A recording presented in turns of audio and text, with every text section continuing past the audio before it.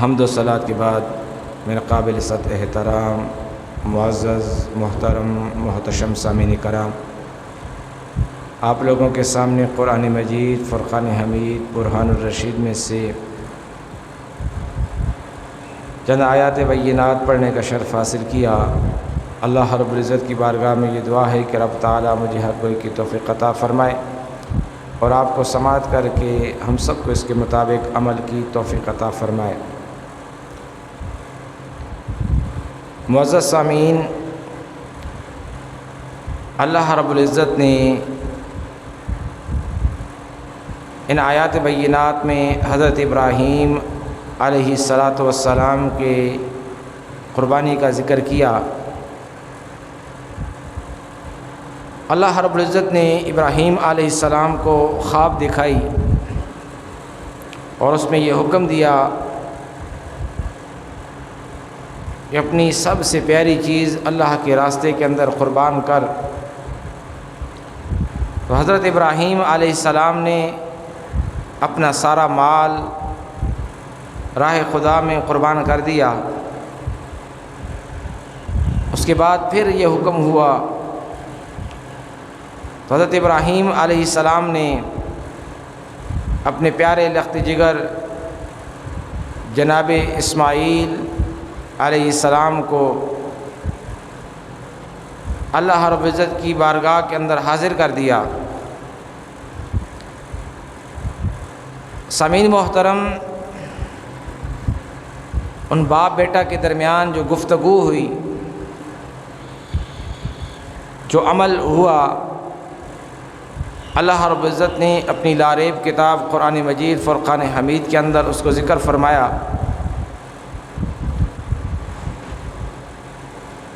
سامعین محترم، حضرت ابراہیم علیہ السلام اور حضرت اسماعیل علیہ السلام کے درمیان جو گفتگو ہوئی، اصل قربانی اس کا نام ہے۔ ایک ان کا عمل تھا، ایک ان کی گفتگو تھی۔ سامعین محترم، اگر ہم انبیاء کرام کے اعمال کی طرح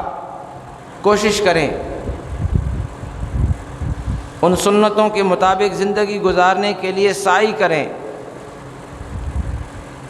یہ دنیا کے اندر بھی ہمارے لیے فلاح کا باعث بنے اور آخرت کے لیے بھی ہمارے لیے زاد راہ اور کامیابی اور نجات کی کنجی بنتی ہے۔ لیکن سامعین محترم، آج ہم دنیا کی محبت کے اندر اتنے گرفتار ہو چکے ہیں اور اس دنیا کی محبت میں، اپنی مال اور اپنی اولاد کی محبت میں اتنے مغو ہو چکے ہیں کہ ہم نے اس بات سے منہ پھیر لیا ہے کہ ہم نے اپنے رب کی رضا بھی حاصل کرنی ہے، اپنے رب کو راضی بھی کرنا ہے۔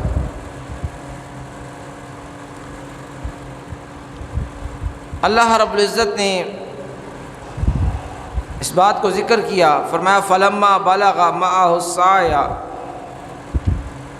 قال یا بنی انی ارى فی المنام۔ فرمایا جب وہ چلنے پھرنے کے قابل ہوئے، تھوڑے سمجھدار ہوئے،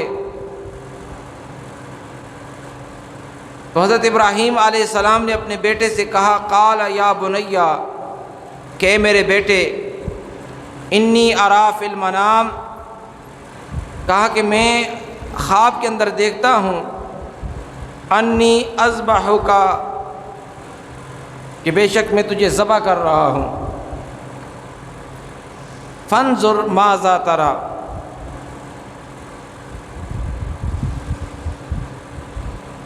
فرمایا اس کے بارے میں تمہارا کیا خیال ہے، تمہاری کیا رائے ہے۔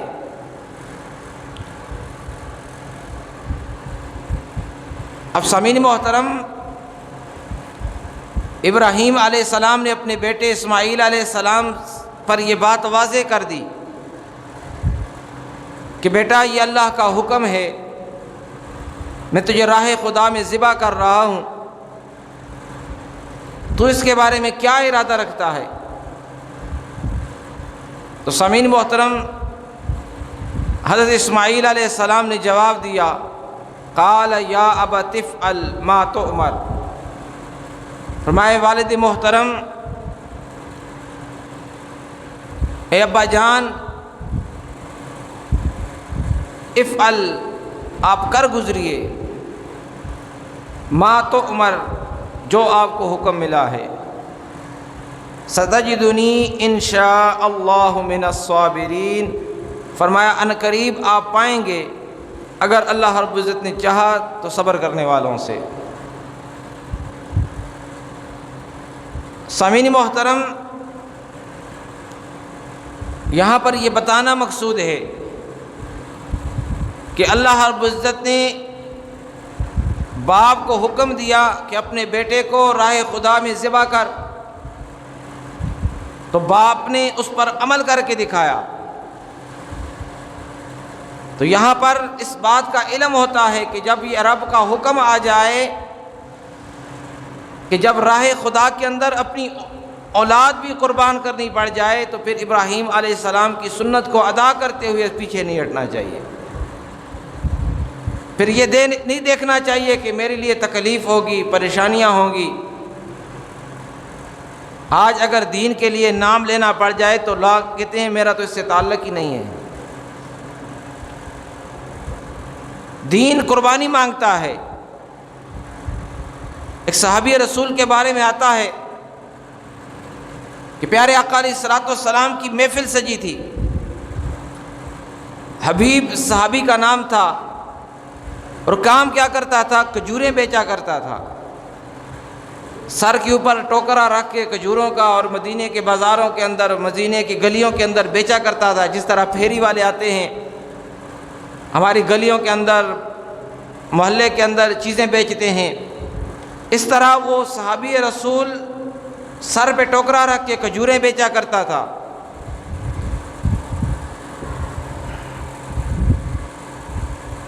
سامعین محترم، جب یہ کام وہ کرتا، سرکار علیہ الصلوۃ والسلام کی محفل لگی تھی اور محفل میں آ گیا، ہاتھ میں کھجوریں پکڑی ہیں اور کھا بھی رہا ہے، ایک کھجور ابھی منہ کے اندر ڈالی ہوئی ہے کہ پیارے آقا علیہ الصلوۃ والسلام نے وقت کے کذاب،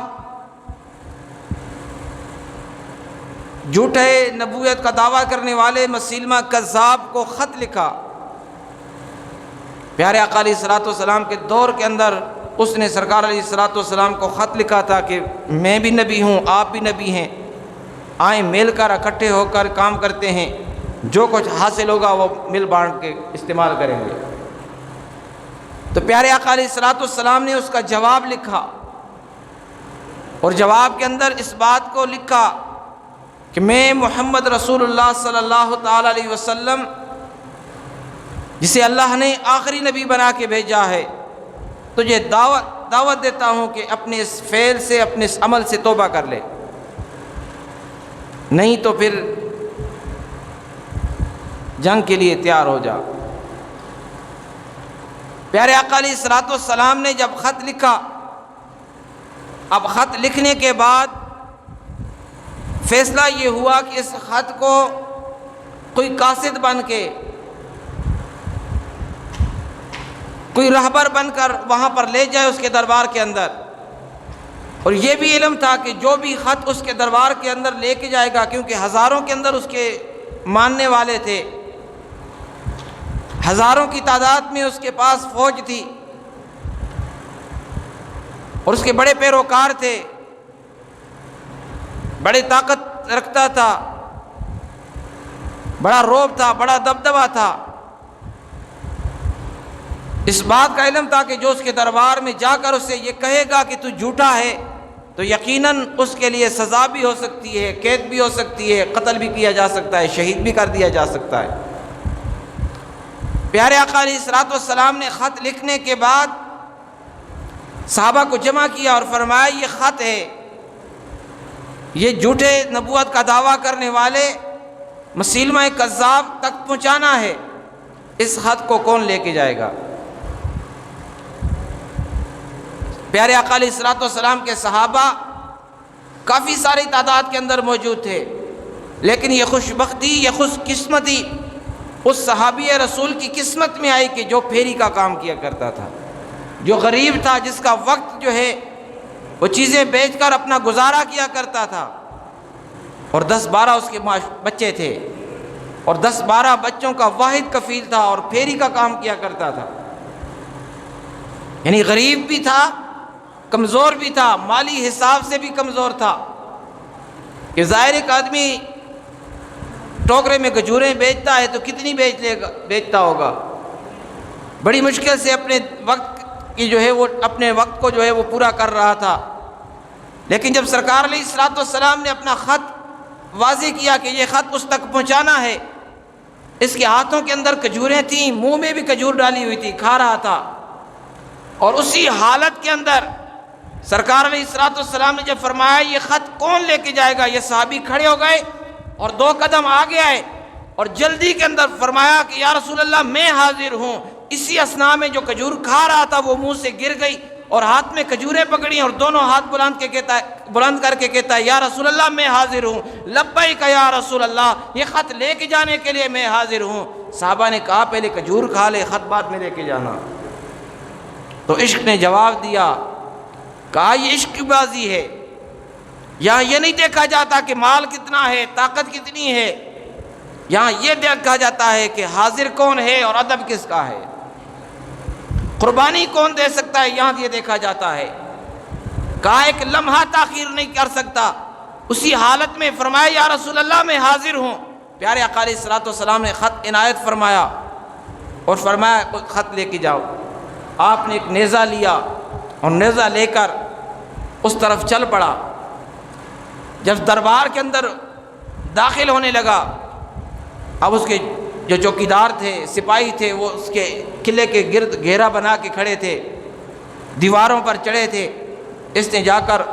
ایک سپاہی کو کہا کہ بھائی میں نے مسیلمہ کذاب کو یہ خط دینا ہے، مجھے اس کے دربار تک لے جاؤ۔ اس کو جا کے خبر کی گئی کہ بھئی ایک بندہ آیا ہے، مسلمان لگتا ہے اور کوئی خط لے کے آیا ہے۔ اس نے کہا اسے ایسا کرو کہ باہر دربار کے بالکل سامنے اسے بٹھا دو اور اپنا روب، اپنا دبدبہ اسے دکھاؤ کہ ہمارے پاس کتنی طاقت ہے،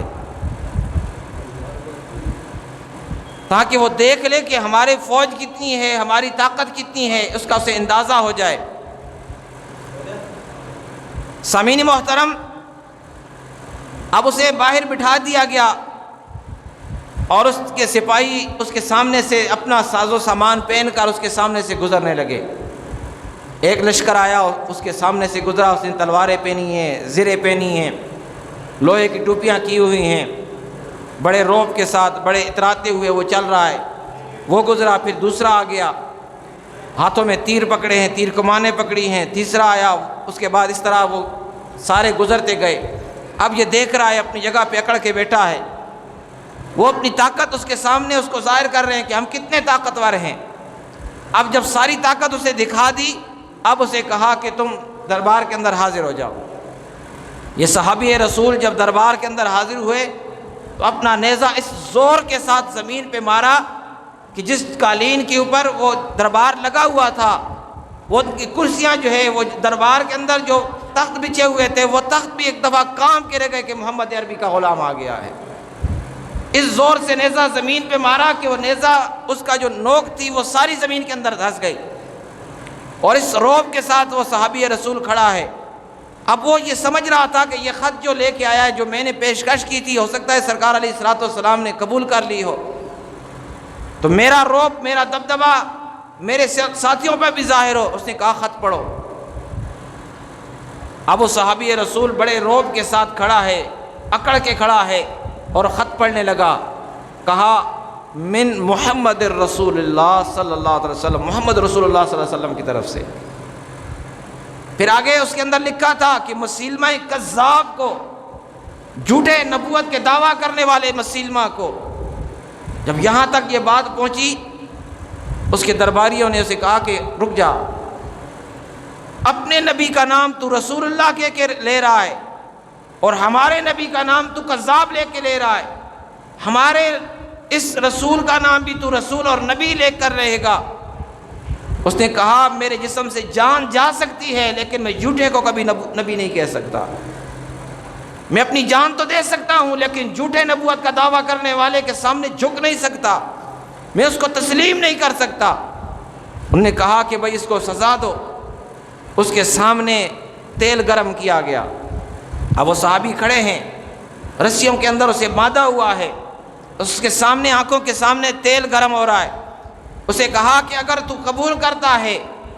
جو ہم نے کہا ہے، ان باتوں کو مانتا ہے تو تجھے رہا کر دیا جائے گا، انعام و اکرام دیا جائے گا، لیکن اگر تو اس کو نہیں مانتا ہے پھر تیرے جسم کے اعضاء کاٹ کر تیری آنکھوں کے سامنے اس تیل کے اندر ڈال دیے جائیں گے۔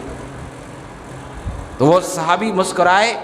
اور مسکرا کے کہا جس نے محمد کا کلمہ پڑھ لیا ہے وہ جان دے سکتا ہے لیکن ایمان نہیں دے سکتا۔ کہا ہم نے اس دربار میں سبق پڑھا ہے جس دربار سے بلال حبشی نکلا ہے، ہم نے اس دربار سے سبق پڑھا ہے جس دربار سے ابو بکر صدیق نکلا ہے، ہم نے اس دربار میں سبق سیکھا ہے جس دربار سے عمر فاروق نکلا ہے، ہم نے اس دربار سے سبق حاصل کیا ہے جس دربار سے حیدر کرار نکلا ہے کہ 10 سال کی عمر میں جب اسلام قبول کیا تو کافر اور مشرک ہنستے تھے کہ یہ اس کا اسلام کی مدد کرے گا، لیکن دیکھیں رب کی کرنی ایسی ہوئی کہ جسے 60 بندے دروازے کو دھکا دے کے کھولا کرتے تھے، حضرت علی نے اپنے بائیں ہاتھ سے اس ایک دروازے کو اکھاڑ کے رکھ دیا۔ یہ علی نے ثابت کر دیا کہ جس نے محمد عربی کا کلمہ پڑھا ہے وہ جان تو دے سکتا ہے لیکن ایمان دینے کے لیے تیار نہیں ہے۔ اس کی آنکھوں کے سامنے اس کے بازو کاٹا گیا، بازو کو تیل کے اندر ڈالا گیا، پھر دوسرا بازو کاٹا گیا۔ اس نے کہا تم اگر جو مرضی کرتے جاؤ، میرے خون کے آخری قطرے تک، بلکہ میرے جسم کے ایک ایک گوشت کے ٹکڑے سے یہی تمہیں آواز آئے گی کہ محمد الرسول اللہ اور مسیلمہ کذاب ہے، جھوٹا ہے۔ کہا میری زبان سے کبھی تم اقرار نہیں کروا سکتے، میری زبان سے یہی اقرار نکلے گا کہ محمد اللہ کے رسول ہے اور یہ جھوٹا نبوت کا دعویٰ کرنے والا ہے۔ دوسرا بازو کاٹا گیا، ٹانگ کاٹی گئی، حتیٰ کہ اسے سولی پہ لٹکایا گیا، نیزے مار مار کے اسے جسم کے ٹکڑے کر کر کے اسے شہید کر دیا گیا، لیکن اس نے اس بات کو قبول نہیں کیا کہ میں جو ہے اس جھوٹے کو نبی کر دوں۔ سامعین محترم، یہی بات آج قرآن اس بات کو واضح کر رہا ہے۔ فرمایا جب اسلام قربانی مانگتا ہے پھر قربانی دینی پڑتی ہے، جب اسلام مانگتا ہے قربانی پھر قربانی کے لیے ہر چیز قربان کرنی پڑتی ہے۔ ابو بکر صدیق رضی اللہ تعالیٰ عنہ نے اپنے گھر کا سارا مال پیش کر دیا۔ عمر رضی اللہ تعالیٰ عنہ گھر کے اندر آئے اور گھر کے اندر آ کر اپنے آپ سے کہنے لگے، اے عمر، آج سے پہلے ابو بکر ہر کام میں تجھ سے آگے تھا، ایمان لانے بھی تجھ سے آگے، ہر معاملے میں تجھ سے آگے ہے، لیکن آج تجھ سے آگے نہیں بڑھ سکتا۔ آج ایسا کر، اپنے گھر کا سارا مال جمع کر اور اس کے 2 حصے کر، ایک حصہ رسول اللہ کی بارگاہ میں پیش کر دے تاکہ تیرا مال سب سے زیادہ ہو جائے۔ عمر نے سارے گھر کے مال کو جمع کیا، 2 حصے کیے، 2 حصوں میں برابر برابر تقسیم کیا اور ایک حصہ اٹھایا، اپنے کندھے پہ اٹھا کے رسول اللہ کی بارگاہ میں حاضر ہو گئے۔ اب سب صحابہ مال لا رہے تھے، کوئی کتنا لا رہا تھا، کوئی کتنا لا رہا تھا، لیکن قربان جائیں آقا علیہ الصلوۃ والسلام کی ذات پہ، آپ تو دلوں کو جانتے تھے، آپ کی نگاہ تو دلوں پہ ہوتی تھی۔ اب آپ نے دیکھ لیا کہ عمر کے دل کے اندر کیا ہے، آپ نے عمر سے سوال کیا، عمر کیا لے کے آئے اور کیا چھوڑ کے آئے ہو؟ کیونکہ باقی صحابہ کے جذبات تو یہ نہیں تھے کہ مقابلہ کرنا ہے، باقی صحابہ تو یہ دے رہے کہ بس رائے خدا میں دے رہے، رب قبول کر رہے، لیکن عمر کے جذبات یہ تھے کہ آج ابو بکر سے آگے جانا ہے، نیکیوں میں سبقت کرنی ہے، نیکیاں میری زیادہ ہونی چاہیے، آج میرا مال زیادہ ہونا چاہیے۔ سرکار نے جب دل پہ نگاہ کی تو دیکھا عمر کے دل میں کیا ہے، پوچھا عمر کیا لے کے آئے ہو، کیا چھوڑ کے آئے ہو؟ عمر رضی اللہ تعالیٰ نے جواب دیا، یا رسول اللہ، گھر میں جو کچھ بھی تھا سارا جمع کر دیا، ایک گھر والوں کے لیے چھوڑ کے آیا ہوں اور آدھا حصہ آپ کی بارگاہ میں پیش کر دیا ہے۔ ابھی یہ گفتگو ہو رہی تھی کہ ابو بکر صدیق رضی اللہ تعالیٰ نے بوریا کا لباس پہنے ہوئے، جسے ہم کہتے ہیں نا ٹاٹ کا لباس پہنے ہوئے، وہ سیدھا لباس پہنے ہوئے آپ تشریف لا رہے ہیں، آپ نے اپنا سامان اپنے کندھوں پہ اٹھایا ہے، جو اس سرکار کی بارگاہ میں حاضر ہوئے، آپ صلی اللہ تعالی وسلم نے پوچھا ابو بکر کیا لے کے آئے ہو اور کیا چھوڑ کے آئے ہو؟ ابو بکر صدیق رضی اللہ تعالیٰ نے جواب دیا، قربان جائیں، ایمان ہو تو ایسا، اسلام ہو تو ایسا، قربانی ہو تو ایسی، جذبہ ہو تو ایسا۔ ایسے نہیں ابو بکر کہا گیا، ایسے نہیں کہا گیا کہ اے محمد رسول اللہ صلی اللہ علیہ وسلم نے ایسے نہیں فرما دیا کہ میرے بعد میری امت میں سب سے افضل جو ہے ابو بکر ہے، ایسے یہ خطاب نہیں ملا۔ خطاب ملنے کے لیے قربانیاں دینی پڑتی ہیں، ایسے یہ موقع نہیں ملتا۔ حضرت پیارے آقا علیہ الصلوۃ والسلام جب بیمار تھے فرمایا اے عائشہ جاؤ ابو بکر کو کہو نماز پڑھائیں۔ ابو بکر کو جب یہ بات پہنچی فرمایا میں تو بڑا کمزور ہوں، میں مصلی رسول پہ کیسے کھڑے ہو سکتا ہوں، سرکار حیات ہے اور میں نماز پڑھاؤں؟ پیارے آقا علیہ الصلوۃ والسلام نے غصے کے اندر فرمایا ابو بکر کو کہو کہ جا کے نماز پڑھائے، کیونکہ پوری امت کے اندر کوئی ابو بکر جیسا نہیں ہے۔ سب سے افضل جو ہے میرے صحابہ میں اگر نبیوں کے بعد کسی کا مقام ہے تو وہ ابو بکر کا مقام ہے۔ پیارے آقا علیہ الصلوۃ والسلام نے پوچھا ابو بکر کیا لے کے آئے ہو، کیا چھڑ کے آئے ہو؟ ابو بکر صدیق رضی اللہ تعالیٰ نے جواب دیا یا رسول اللہ جو بھی نظر آتا تھا اٹھا کے آپ کی بارگاہ میں حاضر کیا۔ فرمایا گھر والوں کے لیے کیا چھوڑ کے آئے ہو؟ فرمایا اللہ اور اس کے رسول کا نام چھوڑ کے آ گیا ہوں۔ فرمایا صرف اللہ اور رسول کا نام چھوڑ کے آیا ہوں۔ اور کسی نے کیا خوب کہا ہے، علامہ اقبال کا شعر بھی، اب پورا تو مجھے یاد نہیں لیکن اس کا شعر بھی ہے کہ شمع کو پروانے کے لیے شمع اور بلبل کو پھول بس، ابو بکر کے لیے ہے خدا کا رسول بس۔ فرمایا یا رسول اللہ جو کچھ بھی میرے گھر میں تھا سب کا سب تیری بارگاہ میں پیش کر دیا ہے، اور گھر والوں کے لیے اللہ اور اس کے رسول کا نام چھوڑ کے آ گیا ہوں، باقی کوئی چیز نہیں ہے۔ اسے کہتے ہیں قربانی۔ اور پھر مقام ملتا ہے تو ابو بکر ملتا ہے، پھر مقام ملتا ہے تو عمر فاروق ملتا ہے، پھر مقام ملتا ہے تو حیدر کرار ملتا ہے، پھر جو ہے انعام ملتا ہے تو عثمان غنی ملتا ہے، ذو النورین ملتا ہے۔ قربانیوں کے بعد یہ مقام حاصل ہوتا ہے۔ تو سامعین محترم حضرت ابراہیم علیہ السلام نے اپنی قربانی پیش کی۔ رب نے فرمایا ابراہیم اپنے بیٹے کو قربان کر، تو بیٹے سے فرمایا انی اذبحک فانظر ماذا تری، بیٹا مجھے رب نے کہا ہے کہ تجھے میں ذبح کر رہا ہوں خواب کے اندر، بیٹا بتا تیری رائے کیا ہے؟ اگر بیٹا انکار بھی کرتا تو باپ خلیل اللہ اپنے بیٹے کو قربان کر دیتا، لیکن یہ مقصد یہ تھا پوچھنے کا تاکہ جو میں کر رہا ہوں مجھے بھی ثواب ملے گا، اس کی نیت رضا کی ہوئی تو اسے بھی ثواب مل جائے گا۔ تو بیٹا اتنا فرمان بردار تھا، اتنا جو ہے باپ کی تابعداری کرنے والا تھا۔ فرمایا یا ابت افعل ما تؤمر، فرمایا جو تجھے رب نے حکم دیا آپ کر گزریے، میری زبان سے اف تک نہیں نکلے گا۔ اور جب آپ کے بارے میں تفسیروں کے اندر آتا ہے کہ ابا جان میری آنکھوں پہ پٹی باندھ دیں، میرے ہاتھ باندھ دیں، میری ٹانگیں باندھ دیں اور مجھے رائے خدا میں ذبح کریں، ایسا نہ ہو کہ جب چھری دیکھوں میری گردن پہ چھری چلنے لگے، ہو سکتا ہے تکلیف کی وجہ سے میں آپ کا ہاتھ پکڑ لوں، میں روکنے کی کوشش کروں، ٹانگیں ہوں کھلی تو بھاگنے کی کوشش کروں، زبان اگر بندی نہ ہو، آنکھیں اگر کھلی ہو تو چھری دیکھ کر میرے اوپر جو ہے ہو سکتا ہے یہ کیفیت طاری ہو۔ فرمایا میرے ہاتھ باندھ دو، ٹانگیں باندھ دو، آنکھوں پہ پٹی باندھ دو کہ مجھے خبر بھی نہ ہو، رب کا حکم پورا ہو جائے۔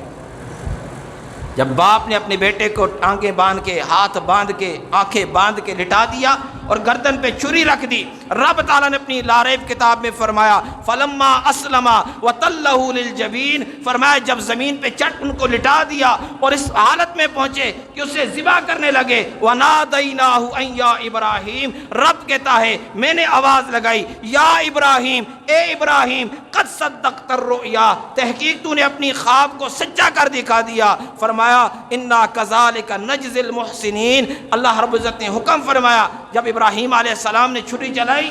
کتابوں کے اندر آتا ہے چھری کو حرکت دی، ادھر چھری نے حرکت کی، ابھی کاٹی نہیں تھی، رب نے حکم فرمایا چھری تیرا کام ہے کاٹنا، لیکن تو نے گردن کا ایک بال تک نہیں کاٹنا ہے، جلد کا ایک حصہ تک نہیں کاٹنا ہے۔ رب نے فرمایا جبریل چھری چل چکی ہے، اس نے اپنا کام کرنا ہے، رب کا حکم ہو چکا ہے، چھری کو حرکت مل چکی ہے، ابراہیم زور لگا چکے ہیں، فرمایا چھری کاٹے نہیں، ابھی اس کو جو ہے حرکت ملے نہیں، اے جبریل جنت میں جا دمبا لے اور جا کر یہاں پہ رکھ دے اور اسماعیل علیہ السلام کو بچا لے۔ جبریل کی طاقت کا اندازہ لگائیں کہ چھری کو حرکت مل چکی، جبریل اپنے مقام سدرۃ المنتہا سے نکلتے ہیں، جنت میں آتے ہیں، دمبا پسند کرتے ہیں، دمبا پسند کر کے یہاں پر تشریف لاتے ہیں۔ چھری نے ابھی کاٹنا شروع ہی نہیں کیا تھا، جسے زور لگ چکا تھا، حرکت مل چکی تھی، ابھی کاٹنا شروع ہی نہیں کیا تھا کہ ابراہیم علیہ السلام کے ہاتھوں کے نیچے سے، گھٹنے کے نیچے سے، پاؤں کے نیچے سے اسماعیل علیہ السلام کو نکالا اور دمبا رکھ دیا۔ اسماعیل علیہ السلام باہر کھڑے ہو گئے اور وہاں پہ ذبح جب چھری نے کاٹنا شروع کیا تو دمبا ذبح ہو گیا۔ رب نے فرمایا انا کذالک نجزی المحسنین، بے شک ہم احسان ماننے والوں کو اسی طرح کا صلہ دیا کرتے ہیں،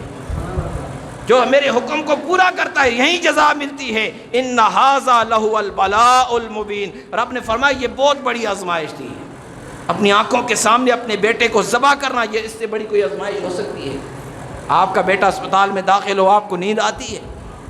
ہر وقت یہی سوچتے ہیں خرچہ کہاں سے آئے گا، بیٹے کو زندگی مل جائے، میرا خون جاتا ہے، جان جاتی ہے چلی جائے، مال جاتا ہے چلی جائے، میرا بیٹا بچ جائے۔ تو رب نے فرمایا ان ھذا لہو البلاء المبین، فرمایا یہ بہت بڑی آزمائش تھی۔ وفدیناہ بذبح عظیم، اور فرمایا ہم نے اس کو فدیہ عطا فرما دیا، اور ایسا فدیہ بذبح عظیم، فرمایا یہ بہت بڑی قربانی تھی۔ وترکنا علیہ فی الآخرین، اور فرمایا ہم نے اس کے آخروں کے لیے، دوسروں کے لیے اس کو زندہ رکھ دیا۔ آج جو ہمیں یہ صلہ مل رہا ہے، آج جو سنت ابراہیمی کو ہم ذبح کرتے ہیں، آپ گوشت کھاتے ہوں گے لیکن قربانی کے گوشت کے برابر کوئی گوشت نہیں ہوتا۔